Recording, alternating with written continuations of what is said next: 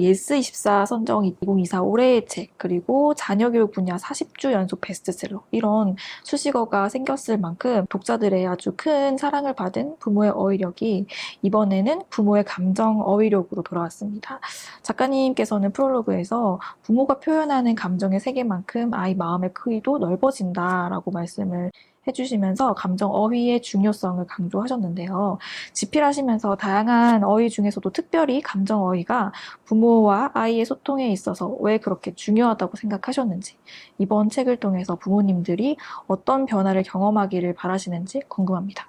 부모의 어휘력 썼을 때 감정 카테고리에 있는 공감과 동감이 있었거든요. 근데 그거를 유튜브 많이 나와서 짜장면에 대입해서 되게 얘기했는데 이게 되게 많이 조회수 높아졌, 쇼츠로 500만 회? 그리고 거의 100만 회 이렇게 나왔는데 그걸 제가 어떻게 얘기했냐면, 예를 들어서 아이가 학교에서 급식으로 돈가스를 먹고 왔어요.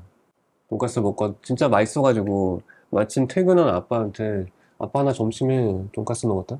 이럴 때는 다정하게 얘기해줘야 된다고 하던데, 그래서 공감의 메시지를 주자면서 아빠 점심에 짜장면 먹었어 이렇게 진짜 맛있었어 막 그러는데, 이거를 생각하면서 부모님은 내가 공감을 되게 잘했구나. 근데 나는 공감 잘하는데 우리 아이는 왜 공감 느끼지 못하지? 사람들이 공감하면 된다고 했는데 나는 했는데 왜 안 되지? 에이, 다 거짓말이야. 해도 안 되는데 뭐 이렇게 오해한단 말이에요. 제대로 못하고 나서 오해하는 게 가장 나쁜 거죠. 근데 그거는 공감이 아니고 동감이다. 아이가 엄마, 아빠, 나중에 점심에 돈가스 먹었어 이렇게 얘기하면 그 아이가 먹고 있는 그 옆자리에 앉아서 얘기하는 게 공감이에요. 왜 돈가스 어땠어? 잘 잘랐어? 어떻게 먹었어? 몇 개로 잘라 먹었어? 그 바삭바삭한 감은 어땠어? 이렇게 물어봐야지. 아빠 짜장면 먹었는데. 그러면 거의 대화 끝이지. 질문도 이어지지가 않아요.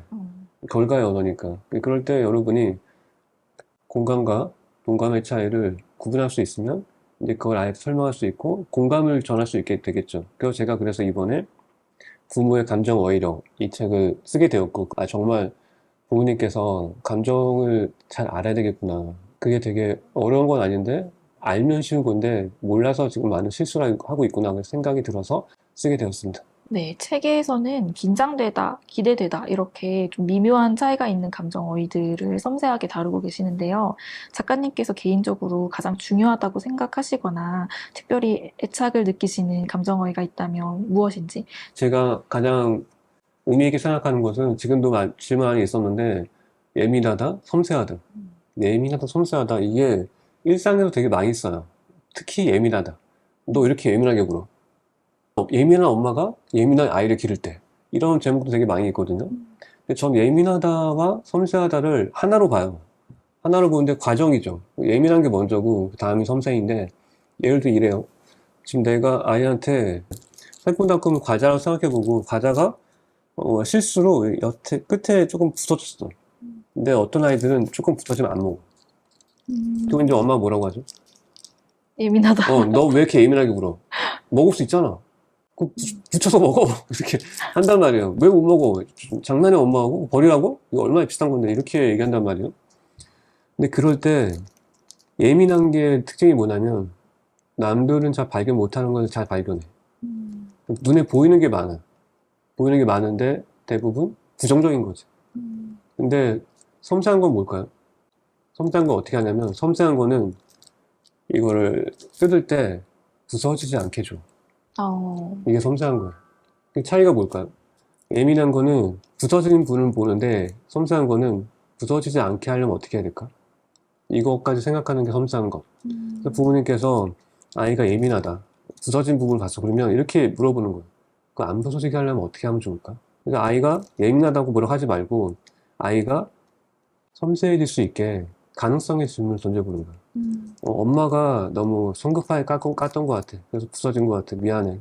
다음에는 네가 한번 까볼래? 네가 한번 천천히 까면 부서지지 않게 잘 먹을 수 있을 거야. 일상의 곳곳에서 이런 거 되게 많이 있어요. 너 왜 이런 것 가지고 예민하게 물어? 이렇게 물어보지 말고, 이거를 한번 네가 어떻게 바꾸면 좋을까? 어떻게 바꾸면 모두가 만족할 수 있을까? 어떻게 하면 네가 만족할 수 있을까? 이렇게 긍정의 지점에 있는 질문을 던지면 아이들과 점점 섬세해지게 되겠죠. 예민한 곳은 문제만 찾는 거고, 섬세한 곳은 방법까지 찾는 거. 해결할 수 있는. 그러면서 지능과 지성이 다 발달하게 되겠죠. 그 부분을 제가 굉장히 중요하게 생각하고, 그런 내용들이 제 부모의 감정 어휘력에 가득 차 있어요. 여러분이 읽으면 어떻게 이렇게 생각할 수 있지? 아, 이게 이런 거였구나.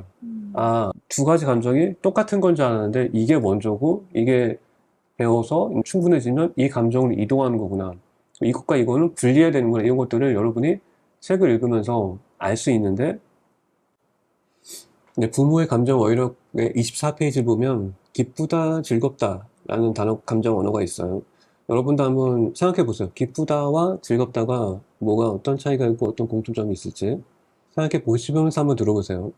무슨 일이든 긍정적인 마음을 하는 사람은 이길 수 없습니다. 당연히 아이가 가진 가장 큰 경쟁력은 어떤 일이 주어져도 긍정적으로 임하는 마음가짐에 있겠죠. 독서, 공부, 글쓰기 등 아이의 삶에 꼭 필요한 것들은 웃으며 하는 아이의 모습을 상상해 보세요. 상상만으로도 부모의 마음은 한없이 행복해집니다.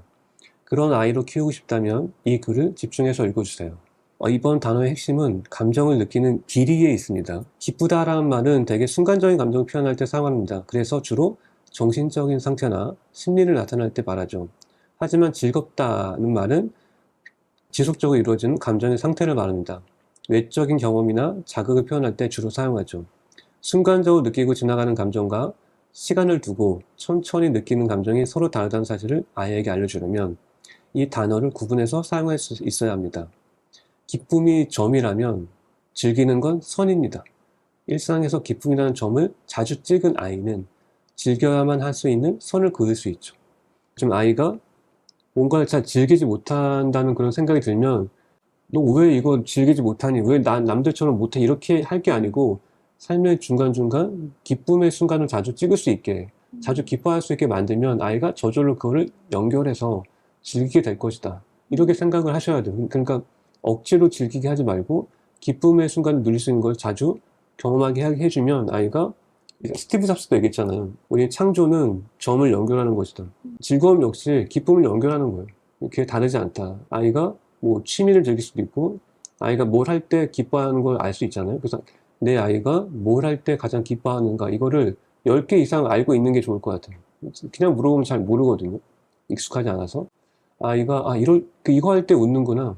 나는 이거 별론데 이거는 내 아이가 좋아하네. 이런 거를 내 아이의 기쁨 노트 이렇게 해가지고 매일매일 하나씩 적어 놓으시면 그걸 이제 하게 하면서 아이가 기쁨을 자주 즐기면 경험하다 보면 저절로 자기 공부와 독서와 하기 싫었던 일을 즐기게 된다.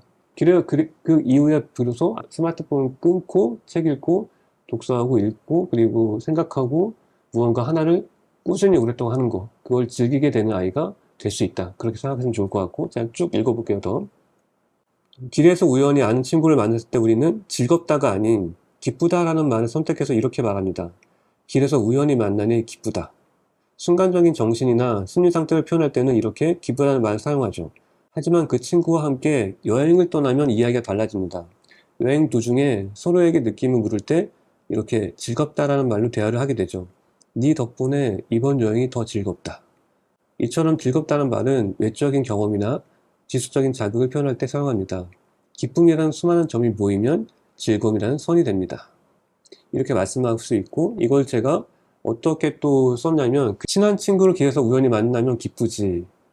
친구와 함께 놀이터에서 해가 질 때까지 놀면 얼마나 즐거울까? 이번 겨울에는 어디로 여행을 가면 더 즐거울까? 그날을 기다리는 이 순간이 참 기쁘다.